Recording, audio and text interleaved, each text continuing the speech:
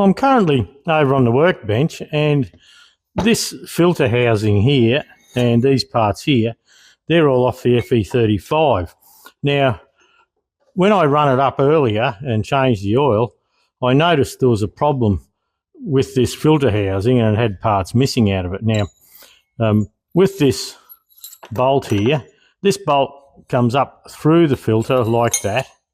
So for the moment, let's just pretend it's up in there, and it should have a washer, a spring. Then it should have that going up that way, and when we press this down here, it should have a circlip holding this in. So whenever you undo the screw here and pull the filter bowl off, it'll stay there. And this washer here, when you look at a filter, well, this washer sits up the back of the filter there and seals against this cardboard seal here. But the problem that I noticed was whoever had been in here in the past, there was no washer up this end at all to seal this in. So when you put the filter in, it was doing absolutely nothing. And as the oil will take the path of least resistance, it was just coming in, going out, and it wouldn't have been going through the filter at all. Someone's had this apart and they've put a fibre washer under there, and like that's a banjo bolt for want of a better word. So I think the oil had come in the outside, go in there and go past. No, it's the other way around. And in this filter housing, this fella here, that's your relief valve. So the way you set that is with a cold engine, you run the engine up to around 2000 RPM and you adjust this. So with cold oil on the gauge, you have something around 60 pounds per square inch. This doesn't pick up oil pressure at all. If you have a worn engine, a worn bottom end, this has nothing to do with that. It's just for cold oil and your maximum pressure that your pump can put out. Now, you may see down in here, and there's a circlip and a spring in there, and there's also a little nipple in there.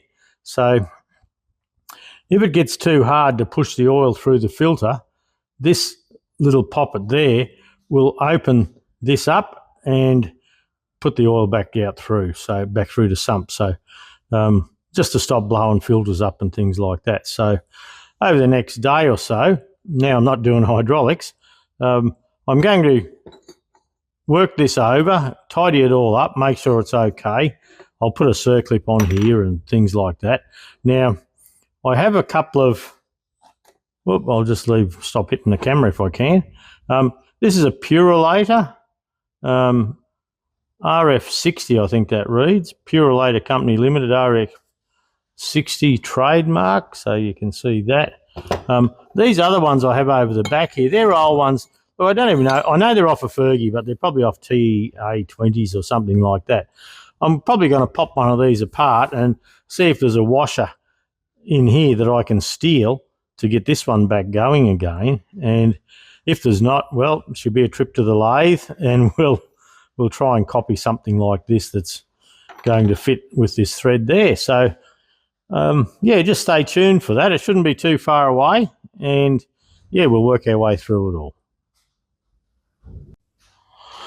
Okay, I've had it in the vise and I've loosened a few things up just to make it a bit easier. Now this here, that's just to take the oil from the inside of the filter. So that would sit like that. So that would take the oil from the inside of the filter to a washer, which is non-existent. And someone's put a fibre washer there at some stage. I don't know what that's about. Now I've loosened this filter, or this relief valve off. So you can see there's a little ball in there, and I'll probably put that in the vise and we'll talk about that separately. Now, I'm at the end here. Here's your filter bypass valve. So any oil that comes in, so the oil would come in here and it would come out to outside the filter there. But if the filter was too blocked, or it was frozen or something like that, it would pop up here. And once that oil opens up, that little valve in there opens up, that would put oil into the same path as when it comes up through here. So I don't know if you can see or not, but right down the end of that hole, you can see the spring.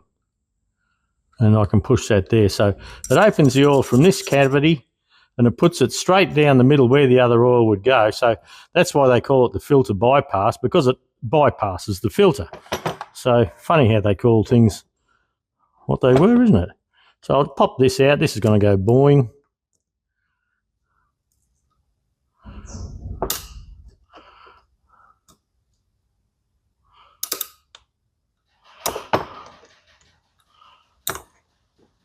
I think I'll just slide this one out. We'll put a new circlip in.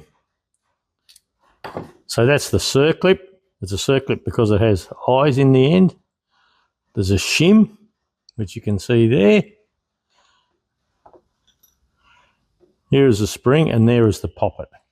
So when the filter gets too blocked, the oil pushes against this being a light spring there, that lets the oil pass this into that same cavity there. So your engine still gets lubrication, but it's not filtered lubrication. So with that done, I can now probably go and I might bead blast this housing up and, you know, get the paint off and get the gaskets off and give us a nice fresh start. All this bits of gasket rubbish in here, we'll get rid of all that and any muck, and yeah, we'll have a fiddle and see what we can find and what we can work out with it all.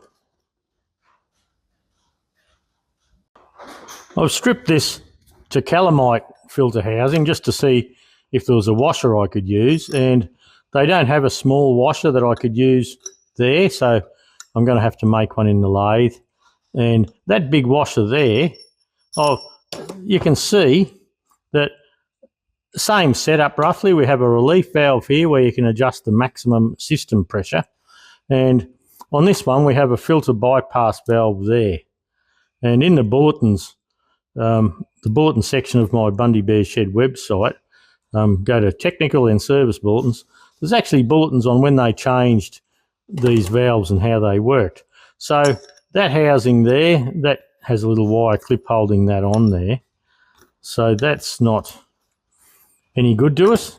But the other interesting thing is when we take this old filter out, if you look down the bottom there, instead of a small washer like this one, it has that big washer that covers the whole bottom of it. So there's nothing really in this housing that we can use. Bit of a shame really, but look, I can just copy the profile on this on the lathe and open the centre up to give me clearance on this, and look, we should be okay. Whether it needs to be stepped or not, I don't know. A little step on it will, a step at the front is important, I believe, so it locates the filter correctly, but whether it actually needs a step on the back side of it, look, I may put one on that sits just around this here, so once it's on there and screwed in, it can't go anywhere, can't be crooked at all. So, all right, I'll go and do that.